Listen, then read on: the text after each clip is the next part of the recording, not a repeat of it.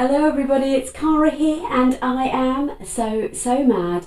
I have a super exciting project to share with you today, so stay tuned.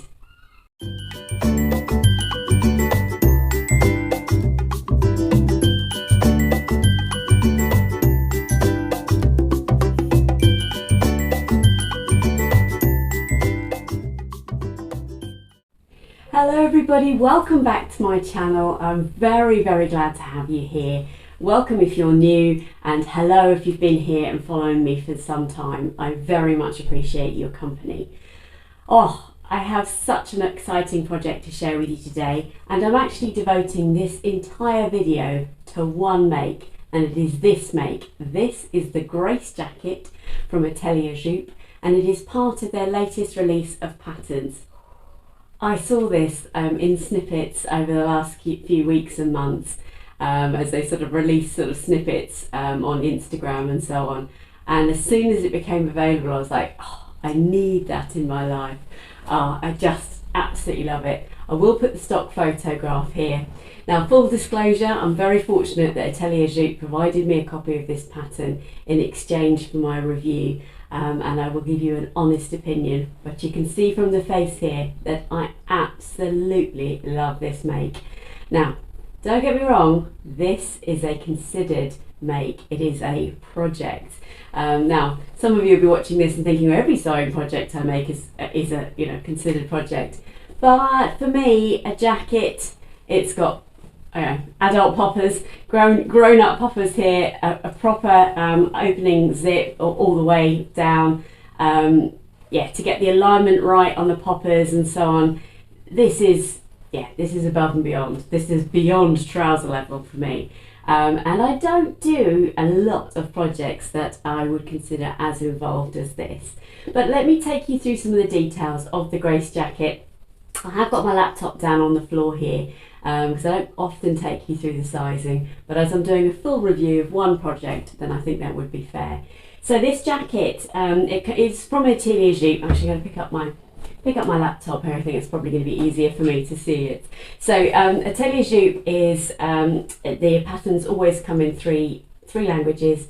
So you've got Dutch, you've got French, and then English. So as you scroll down through your screen or flip through your booklet, depending on whether you've bought the PDF or the pattern, then you'll see each language is available.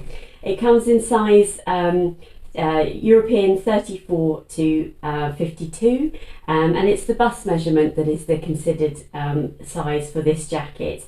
And it's in centimetres, so the bust measurement is 84, from an 84, which is UK size 6, up to a bust measurement of 128 centimetres, which would be a UK size 24.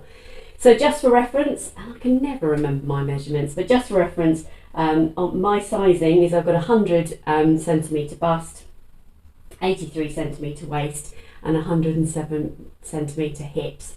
Now, when I'm looking at the measurements, that puts me bang into a size 14, as a size 14 is 100, and I'm 100, so snap.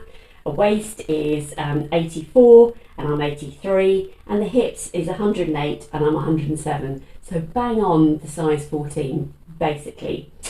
And then if you look at this, the finished measurements, which I would absolutely urge you to do, as this is designed to be an oversized jacket, and therefore the size 14 is a finished measurement of 126.6. So consider that's 26 centimetres of ease there, and that's the main finished measurement they give you. They also give you the back length and the sleeve length as well.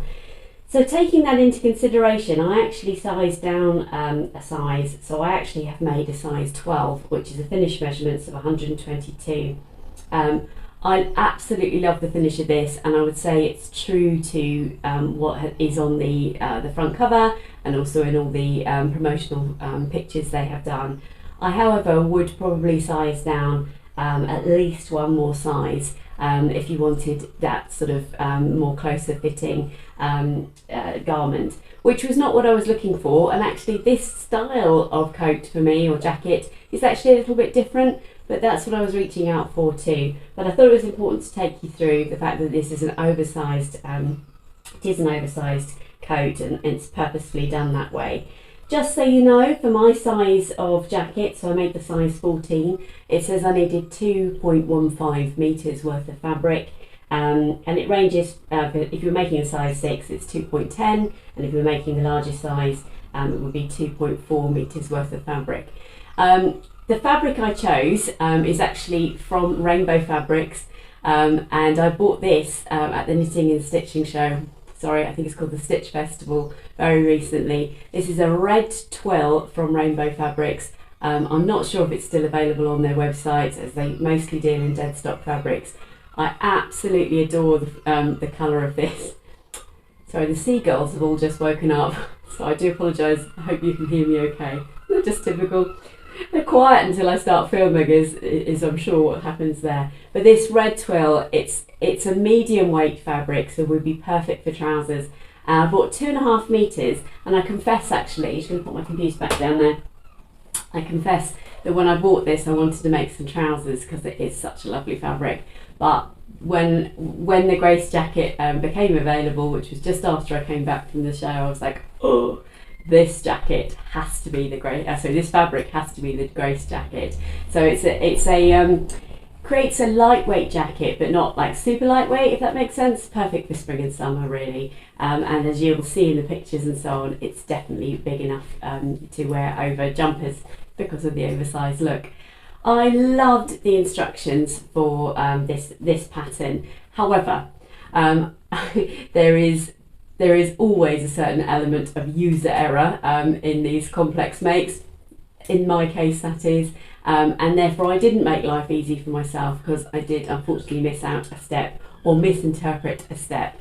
But let me take you through some of the details of this jacket, because it is so beautiful. So obviously you've got this lovely collar. Throughout this I'm going to be putting some photographs up, because you can wear this in different ways. You can wear it with the collar up, you can wear it with the collar nice and flat like this, but it has this wonderful placket. And that's really the main feature of it. Obviously you've got the lovely zip here, which is an open-ended zip, something I've never chosen to work with before. And I chose to coordinate my, my zip colour. And luckily for me, when I thought about making this in the red, I had this grey zip already, and I had the grey cord. So I think it was fate. But these are the features. So you've got the lovely zip, you've got poppers, and the poppers are actually designed to be not seen on the outside of the placket, which was one of my head scratching moments for sure. And then you've got this lovely drawstring at the bottom. And I have on other channels heard people say that you don't have to put this in. My personal preference or recommendation would be that do, because actually it gives you the opportunity to sort of blouse this up a little bit, sort of ruche it in using the cord, and then you get more of a fitted look. But it's all around options. You've then got these lovely patch pockets on the front, which are really super and lovely and roomy. And then the sleeves come with this cuff on them. So they are designed to be rolled up like this, I believe. But let me just, I didn't stitch them down or anything. So just so you can see, so they come with a cuff like this. So it would actually be a super long sleeve. So I've opted to roll mine up, which now I won't be able to do in the same way, but that's okay. So you could actually look, see, I've rolled it twice there, haven't I? And if you flip the cuff out once, that would be how it is. So I'm going to take the jacket off so I can talk you through some more of the details, just in a ready to wear cream jumper today, because I wanted the jacket to be able to do all of the talking. So if I turn this inside out for a second, I'll be able to show you some more of the amazing features in this beautiful jacket, she says, having a moment here. Some lovely tips as you go through the sewing of this jacket, one of which is, if you're going to roll your sleeves up, we would recommend that you bind your seams, which is exactly what I've done. So I actually used this lovely bias binding that came to me in the advent calendar from Beyond the Pink Door. So hi Andrea. And Andrea is a massive fan of the Atelier Jupe Patterns, and I similarly have made the caftan, I've made the Olivia blouse and dress, I've made the Frida blouse, I've made the, there's a dress, I forget. I am a massive fan of Atelier Jupe Patterns. So yes, so I've bias bound all of the edges, just to give it that nice that nice finish on the inside, and then obviously when you roll your sleeves up.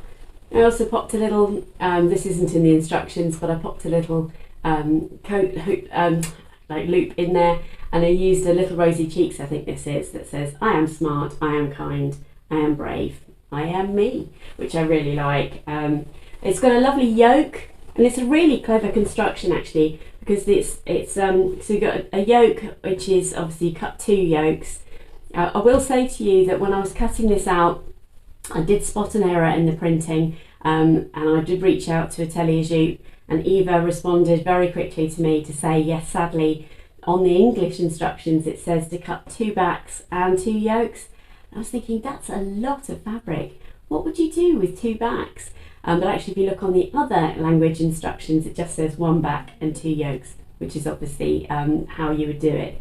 So I'm glad I've had some experience in making coats before, because that's really rather a major error to have made, and would eat into your fabric massively, particularly if you'd cut them out in a different order and then realise you don't have enough fabric for the sleeves and so on. But it's a lovely construction. It's quite a drop shoulder, so you can see, and hopefully you can see there. So the shoulder actually would be about here, but the seam is quite further down, and obviously you've got the rolled hem there. Lovely patch pockets, which I showed you before, and then the star of the show really is these lovely poppers. And what I'm going to do is I'm just going to slice in a bit of footage now, because I didn't take footage, I didn't want this to be a sew along or anything, but there was a head scratching moment, so let me slice that in now.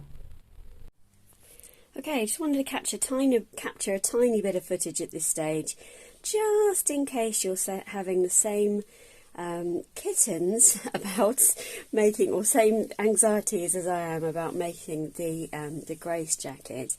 All is going well. Let me just show you a second, just pan around here. So this is where I'm at with the jacket so far. I've got the pockets on, which have come out really well. We've got the arms on with the lovely the cuffs. It's got a lovely, I'm not sure you can see that there, it's got a lovely yoke. So the construction is going really well so far. It is an oversized jacket, so that's going to be a different style of look for me. I will explain a little bit more detail while I'm talking it through. That getting the buttonhole on the bottom, the instructions for that, I don't think are great. Basically, you need to have 1.5 centimetres at the bottom, 2 centimetres for the hem, and therefore your button hole needs to sit in the middle of that. That was a lot of head scratching to get to that. But if I just pan back round to this, so if you imagine this is going to be, let me pick it up and we'll take it over. This is going to sit on the jacket on the front here, but that has got to be right sides together so that when you turn it this way, you don't see the poppers, which means that when you're putting the poppers on, the lovely silver bit on the front is actually on the back. So I hope I'm doing that right. Well, I know I'm doing that right because that's how it's going to go. So that flips, because that's right sides together, that flips out, and because the poppers for this side will be here. So essentially it'll pop on there. I just wanted to show you that because honestly, when I was putting the poppers on yesterday, and I realised, or thought to myself, oh my God, I didn't go through the outside. That is correct.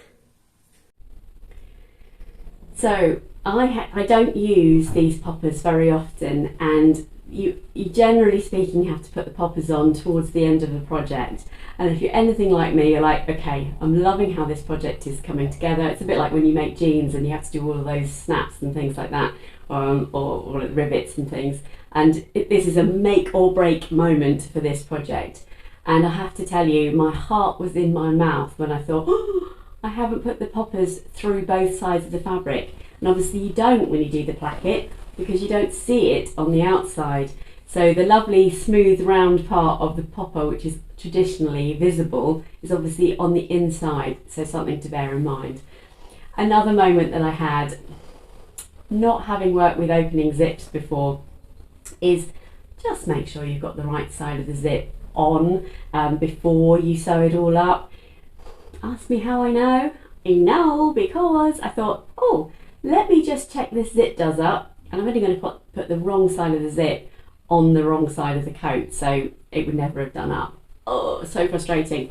And this placket is created, I've not made many coats in this way, but you basically layer, so if you imagine you've got the front of the jacket, then you've got the zip and you've got the facing all together, and you sandwich it all together. I know that's a very bad description, but it makes sense when you're making it. So you've done a lot of sewing basically to get to the point of having the zip in, all perfectly fine, but very frustrating when you have to unpick it all in order to rectify the fact that you've put the zip on the other side. So just learn from my mistakes. The other part that I found quite head scratching, and I had used, I'd used a PDF copy. I couldn't get the layers to work, but I subsequently understand that they do work, and therefore my advice would be, if you're using a PDF, try and print off only the size you need, because there's markings on the pattern that depict where this buttonhole needs to be in order for you to be able to use the to create a buttonhole to put the thread through here, or the cord through. I had all of the layers on my copy, so it was really hard for me to define where that buttonhole was, and it did take a bit of head scratching. So when you're creating this buttonhole here, it is actually in your seam allowance. So so my advice would be, so you've got at the bottom, so if you imagine this is unfolded, you've got 1.5 centimetres, which you're going to iron over, which you always do when you're creating your hem. You then got a 2 centimetre area here, which is where your buttonhole is going to go. So when you're measuring it, basically iron up 1.5 centimetres, then fold it in by just over 2 centimetres, and then you'll know that that is your hem. That's what worked for me. The other instruction, which is the instruction that I did not interpret correctly, is how to finish the bottom edge of this. So when you're creating both of your plackets, you fold the placket itself in on itself, stitch it so right sides together, and then you flip it out as if you would with all ordinary sort of edges of this kind. I didn't get that right on one side. It was also the side that I put the zip on wrong, because I couldn't understand when they were doing the instructions of how they were talking about incorporating this spacing into the seam allowance, which it does. It sits really beautifully into the seam allowance. You can probably see it there. But I couldn't work out what they were saying about the front and the back, and it's because I've missed the instruction that meant that this edge is already finished by the time you've put it onto the placket. I hope that makes sense. Believe me, I'm quite a novice when it comes to making jackets like this. So as long as you remember to have created this seam here, you'll be fine with the rest of the instructions. And then if you take my advice about how to create, the spacing for the buttonhole here, again, I can't see that this will go too far wrong for you. One of my best friends when I was making this jacket was using the use of a friction pen, because the alignment of the poppers has got to be really spot on, otherwise the whole thing just won't come together. So I did use a friction pen. I was quite nervous actually, because even now in certain lights you can see the friction pen. Obviously it irons off when you use heat, so I was quite nervous about that, because using this twill fabric, the other thing I had done is I'd defined the right and the wrong sides literally by writing R on the right side, and when I ironed it off, it was still there for a while. I was like, ooh. But it also proved to be quite handy, because there's a lot of ironing involved in making a placket like this, and actually when you can see the very fine dot that you've created in order to put the popper on here, actually that works in your favour a little bit, because sometimes you have to remark them where you use the iron to create the seam, etc. But the overall finish I am absolutely delighted with. As you can see here, there is a lot of interfacing required on the facing pieces, and you don't stitch that down. So as you can see here, it is open, but it's nice and neat. I'm not worried about that. Very few people see the inside of your jacket. If you wanted to, you could definitely top stitch it down on the outside, but it would create a different look, and it isn't past the instructions, but it wouldn't be an issue. Or you could do a few hand stitches if you wanted to. Excuse me, personally, I don't mind it at all. So I have been putting some footage in in as we watch this. I may also include some of the screenshots of some of the instructions I'm talking about there. But I am here to tell you that I absolutely adore this jacket, and as long as you devote the right amount of time to it, you will get a beautifully finished product. I'm absolutely delighted with it. As I say, I've made a number of the products from Atelier Jupe now, and each time I'm learning some new skills, which I think is always really valuable to us as seamstresses. So I do want to say thank you. I'll put it on again. I do want to say thank you to Atelier Jupe for providing me this pattern in exchange for my review. I will put some video footage of me in the various different ways you can wear this, because it is just very versatile, and I've worn it lots actually. I've worn it lots, and I was so nervous that I want my video to do this pattern justice. You can see there, I didn't do the zip up just because it's easier for me to show you.